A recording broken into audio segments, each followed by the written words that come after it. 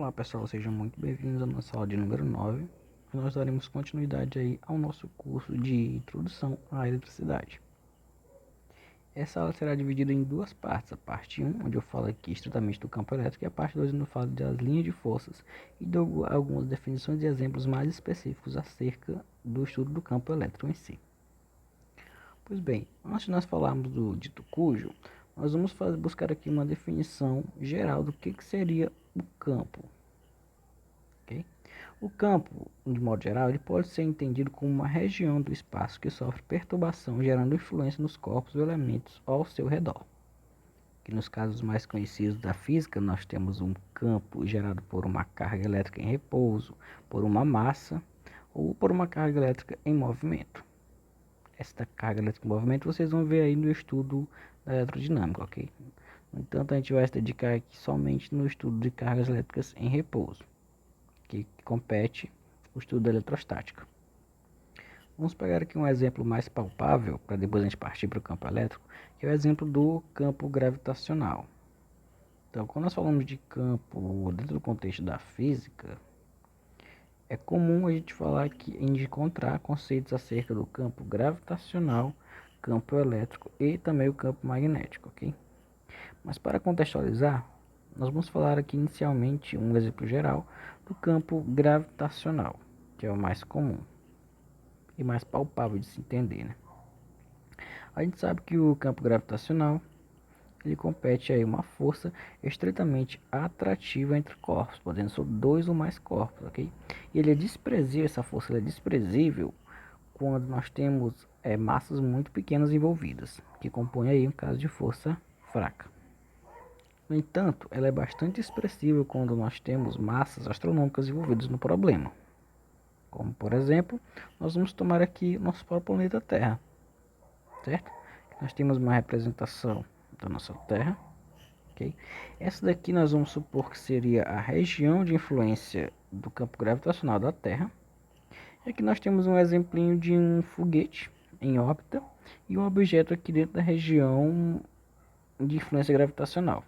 A gente sabe que a força gravitacional, né, a própria definição de força-peso, dada por mg, ela sempre aponta para baixo, é mg. Ou seja, quando a gente está dentro aqui da região do campo gravitacional da Terra, todos os corpos são puxados para o centro da Terra, ok? A gente nota que quando nós colocamos ele aqui dentro dessa região de campo, ele vai sofrer essa influência. Mas se por acaso a gente retira esse corpo dentro dessa região, a gente retira simplesmente esse corpo, essa região ela não vai deixar de existir, pois ela independe dos corpos de prova, que a gente chama aqui, né? Que são os corpos para provar que ali há essa atração gravitacional. Vale lembrar que aqui nós estamos, embora nós estejamos vendo somente um plano 2D, isso aqui a gente tem que ter uma ideia tridimensional desta força, ok? Essa força e desse campo. Aqui nós temos um foguete, a representação de um foguete que está em órbita da Terra. O que significa ele estar em órbita? Ele significa que ele, embora esteja com uma atração bastante fraca, a Terra esteja atraindo ele bem fracamente, ele ainda está sofrendo influência. Desta forma, como ele ainda tenta escapar da órbita da Terra, né, ao redor da Terra, ele ainda tem uma certa influência do seu campo gravitacional, ele acaba fazendo esse movimento aqui orbital em torno da Terra. Ele está ligeiramente fora dessa região de influência. Pois bem, agora nós falaremos especificamente do campo elétrico. Primeiramente nós vamos tomar aqui uma carga geradora de campo elétrico, tá? No campo elétrico nós sempre teremos uma carga geradora desse campo. E aqui nós temos algo semelhante com o caso ali abordado na questão gravitacional, né? Essas linhas pontilhadas representam a região de ação de influência desse campo elétrico gerado por essa carga de prova de módulo Qzão. Okay? Devemos novamente pensar aqui como um caso tridimensional. Como é que a gente novamente prova que existe realmente um campo, uma região de influência aqui que sofre, cujos corpos postos ali sofrem a ação dessa carga geradora Qzão?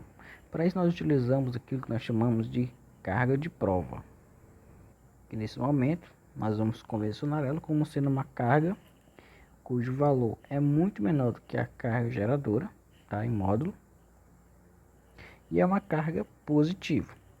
Conforme nós vimos lá pela lei de Coulomb, existe uma força de interação entre duas cargas, sendo essa carga de prova, né, e a carga geradora.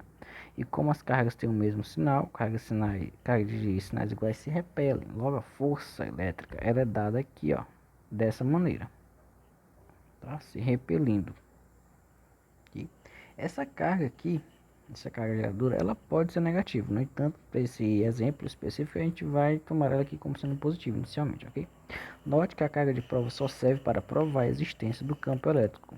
Contudo, este campo independe de sua existência. Ou seja, se a gente simplesmente retira essa carga de prova, não vai existir mais força elétrica, né? Pois não há cargas para interagir. No entanto, essa região ainda continua agindo no campo elétrico nela.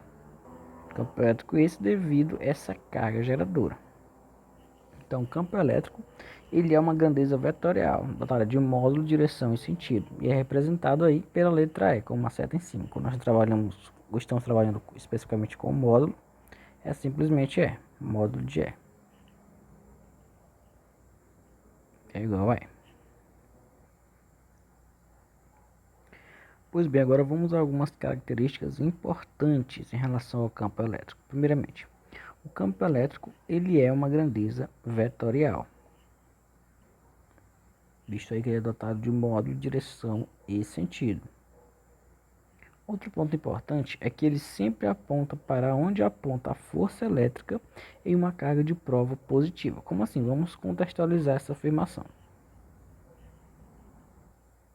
Para isso nós vamos tomar novamente aqui aquele exemplo onde nós temos uma carga geradora positiva.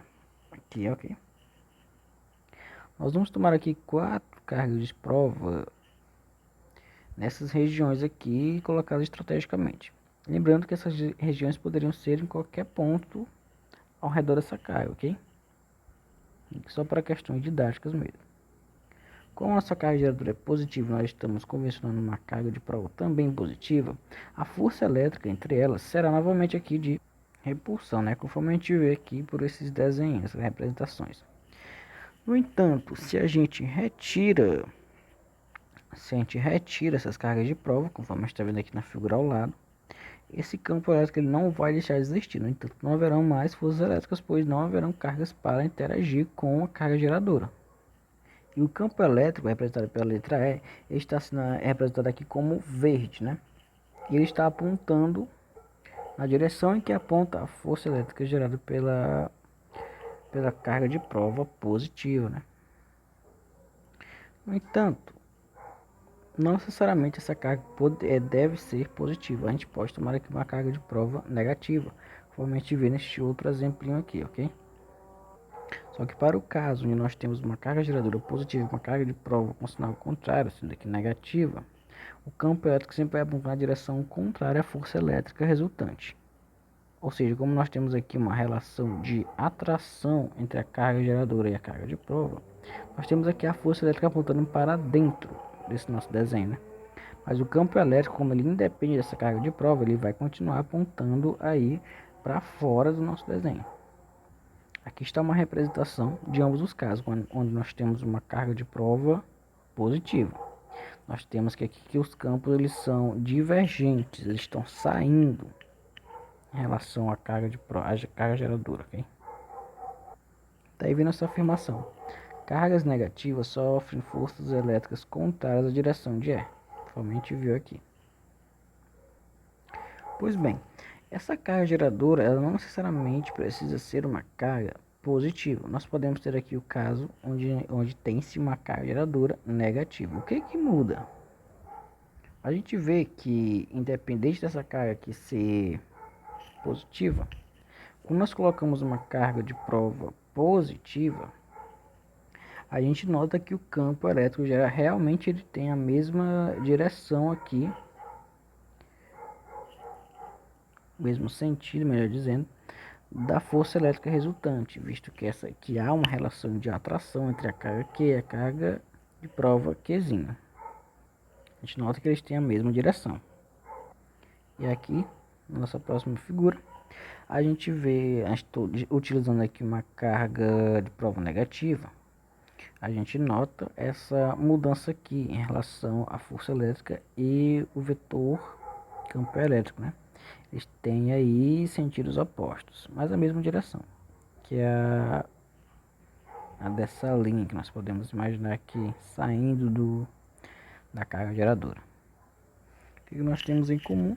Que se nós retirarmos as cargas de prova, tanto sendo positivas como negativas, o campo elétrico, para o caso em que a carga geradora é negativa, sempre aponta convergindo para ela. Essa é a característica principal que difere os dois casos lá, né? Tanto esse como que nós abordamos anteriormente.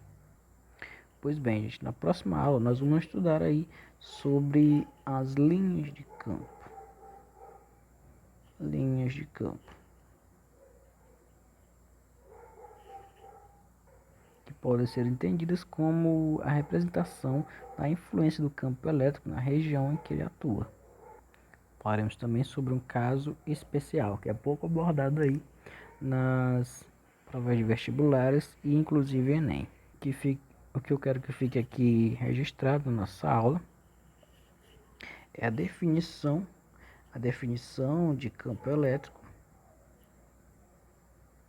Definição de campo elétrico, tá? No seu contexto tanto específico como geral, e também que quando nós temos uma carga geradora positiva, o nosso campo elétrico é divergente, ou seja, ele sempre aponta para fora em relação a essa carga geradora, e quando a carga geradora é negativa, o campo elétrico é convergente. E que ele independe da existência de uma carga de prova, que por sua vez só é colocada naquela região para provar a sua existência em si. Ok, gente, então essa foi a nossa aula de hoje, espero que tenham entendido e até a próxima aula, nós falaremos aqui sobre as linhas de campo.